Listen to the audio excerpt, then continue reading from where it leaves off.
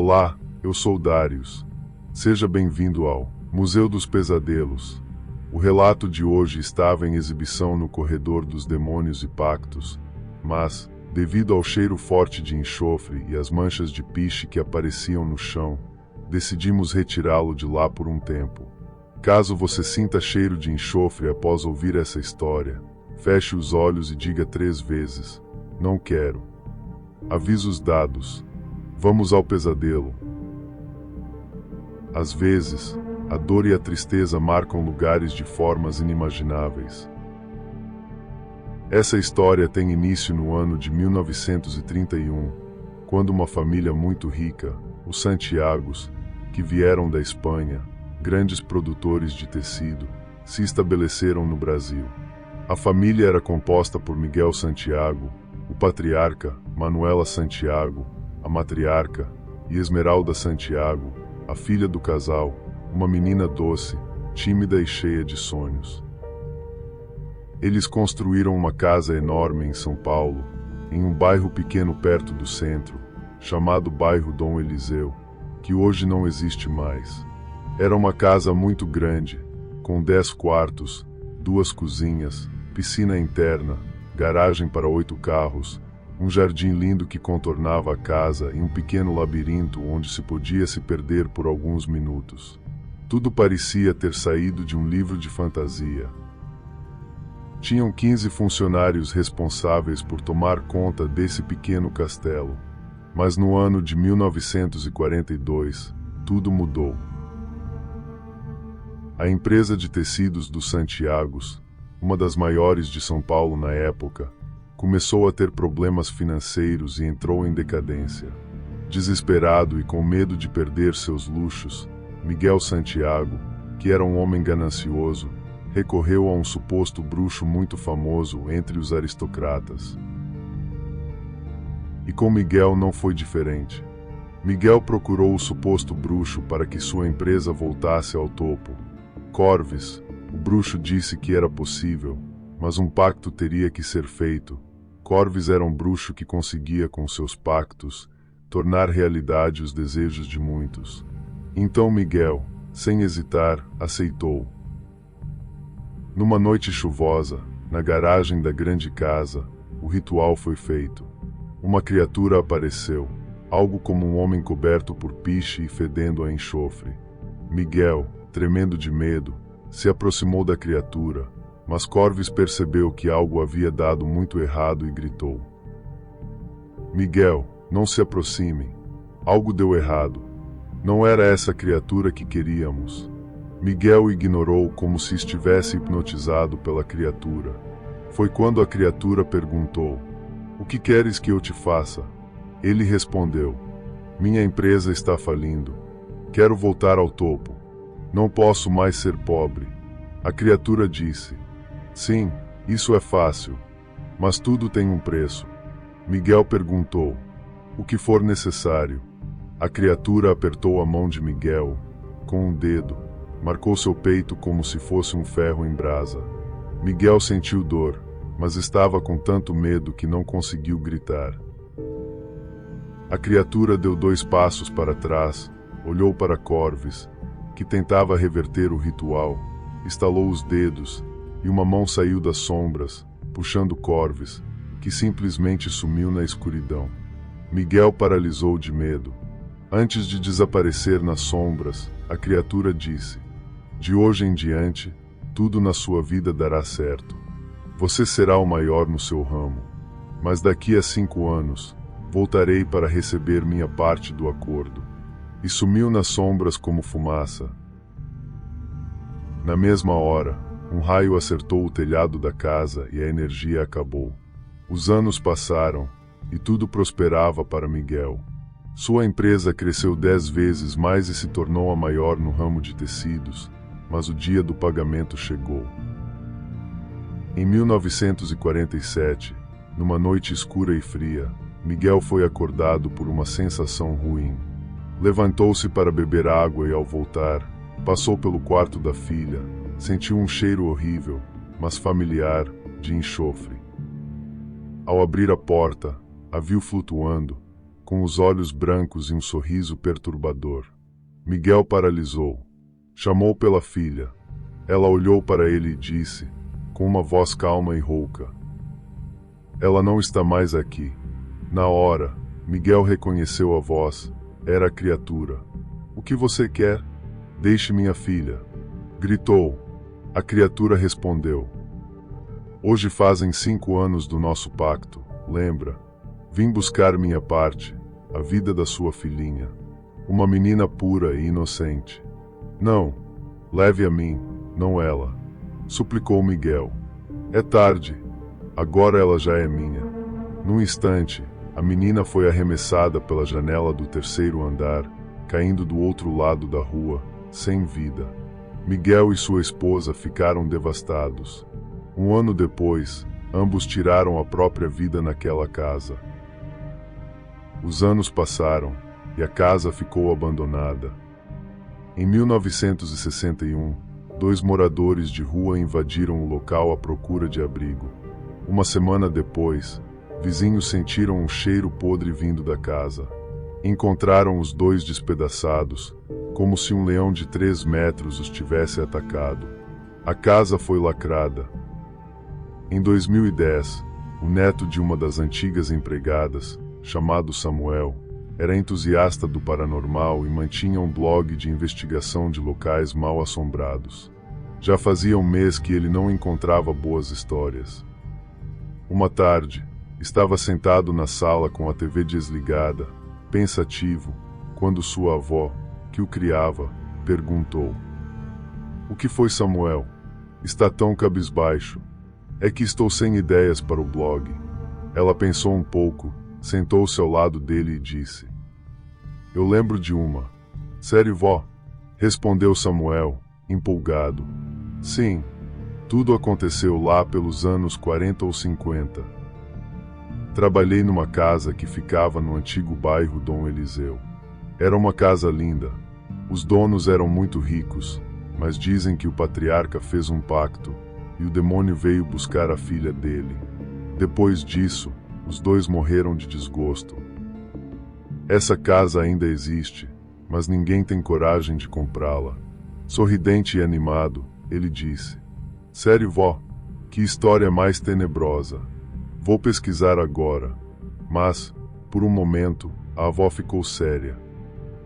"Samuel, preciso que me prometa que não vai entrar nessa casa de jeito nenhum." "Pode deixar, vó. Vou só escrever o texto." No dia seguinte, Samuel foi até a biblioteca da cidade para pesquisar o caso. Ficou surpreso com tudo o que encontrou. Descobriu o endereço da casa e foi até lá. Alguns relatos diziam que era possível ver uma menina de branco na janela e a marca de uma mão no vidro do 3º andar, de onde a menina teria caído. Ele não viu nada à primeira vista. O sol já estava se pondo. Já tinha tirado algumas fotos para o blog, quando sentiu uma sensação estranha. Olhou para a janela novamente e viu um vulto como se uma pessoa de vestido branco tivesse passado. Gelou de medo, mas decidiu ir embora. Aquilo ficou na cabeça a noite toda. Teria sido real. No dia seguinte, foi até a casa de seu amigo Leandro e contou a história. "Imagina, se você conseguir tirar a foto de um fantasma de verdade. Vai ficar famoso. Você precisa voltar lá." "Vamos essa noite," disse Leandro. "Não posso. Prometi à minha avó que nunca entraria lá," disse Samuel. "Mas vai ser rapidinho, nem vamos entrar. Só passar por lá de madrugada e tentar registrar algo," disse Leandro. Samuel relutou, mas acabou aceitando. Passava da 1h da manhã quando se encontraram na casa de Samuel. Caminharam cerca de 30 minutos até a casa. Leandro disse: "Vou dar uma olhada ao redor da casa." Samuel ficou com a câmera. Nada acontecia. 10 minutos depois, Leandro voltou. "Cara, você precisa ver isso." Entraram pelo jardim principal e chegaram à lateral da casa, onde encontraram uma janela aberta. "Já entrei. Não tem nada lá dentro." "Vamos." Samuel relutou, mas entrou. Sentiram a temperatura cair brutalmente. Samuel sacou um pequeno gravador e sua câmera e começou a gravar as escadarias e os corredores até chegarem ao terceiro andar, o quarto da filha. O lugar tinha um cheiro de enxofre. O ar era pesado. Leandro, vamos embora.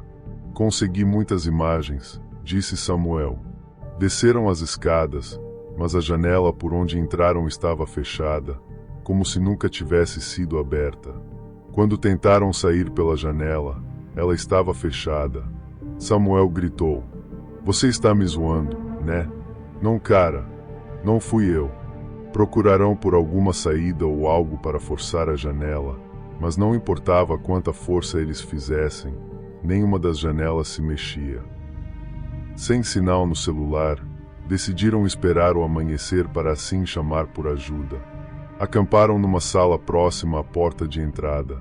"Me perdoa, Samuel, eu não sabia que íamos ficar presos."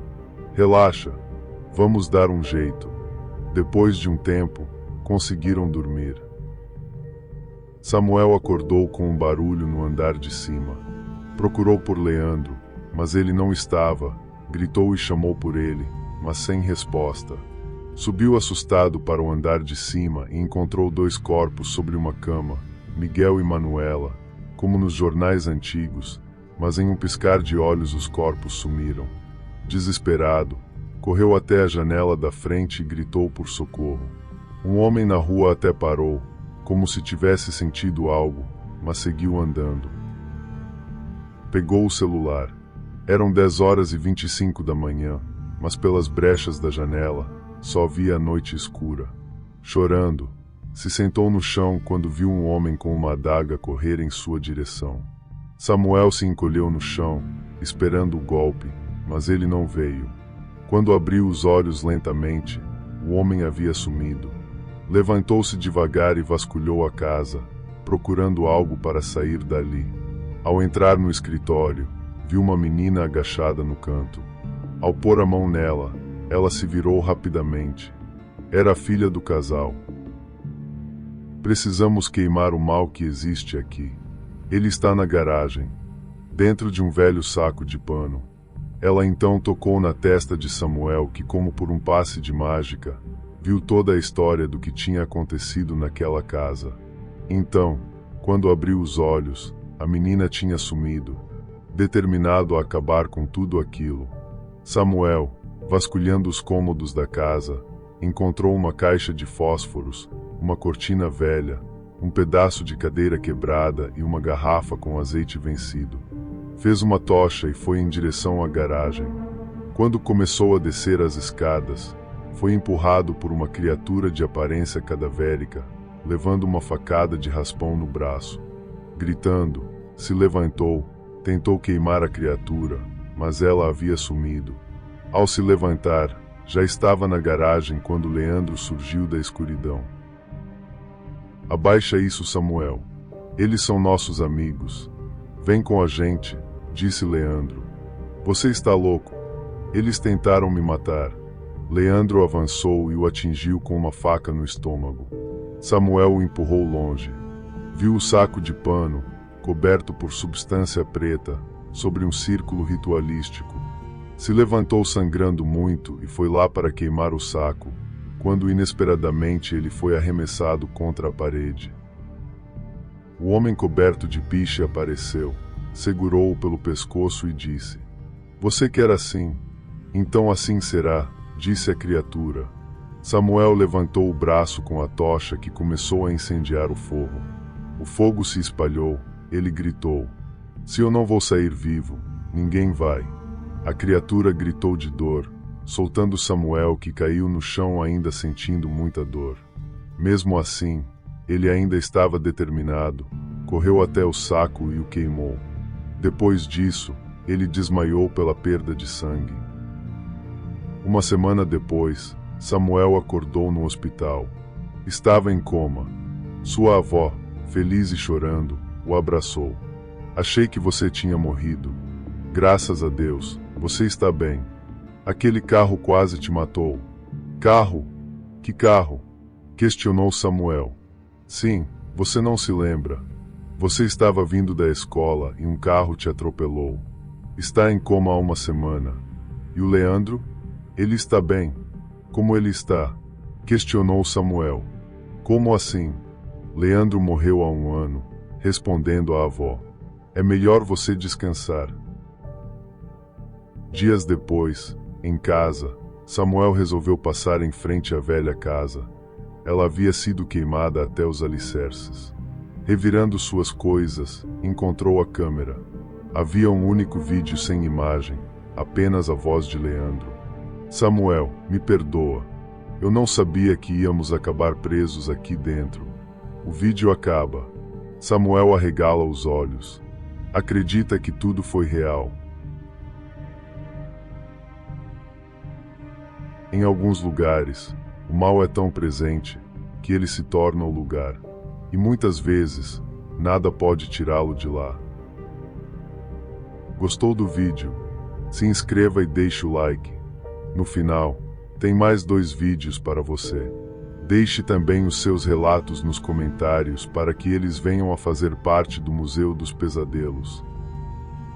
E não se esqueçam, pesadelos podem ser mais reais do que parecem.